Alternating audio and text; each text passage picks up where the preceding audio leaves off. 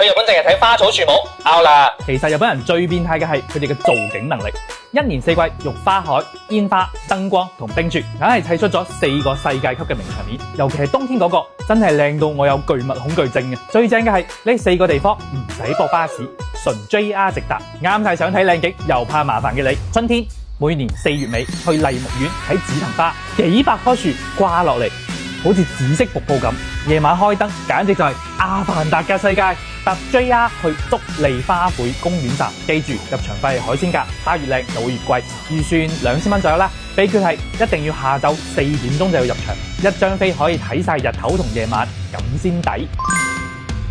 夏天7月最後一個星期六，梗係睇羽田村花火，一晚放2萬發，個天光過日頭啊，成個銀河咁。千祈唔好去淺草站，逼死人㗎，醒目就去鴨上站，5點前就要爆位啦。河邊睇係免費嘅，用晴空塔 Sky Tree 做背景，是但用手機影都靚過明信片啊！秋天11月尾，京都清水寺紅葉加燈光，仲有一條藍色嘅鐳射光線射上天，勁到爆啊！最靚係黃昏6點，個天深藍色嗰陣去影，搭京阪線去清水5條，行上去當散步，好多景係搭巴士睇唔到㗎。記得帶定現金買飛，幾百yen就可以入場，絕對值回票價。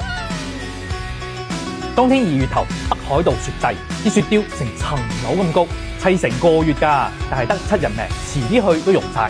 想影相靚，頭2日一定要朝早7點鐘去，雪雕最白淨，公園免費任行，但嗰1000yen嘅電視塔門票好慳，一定要上去望落嚟，成個雪之城睇晒。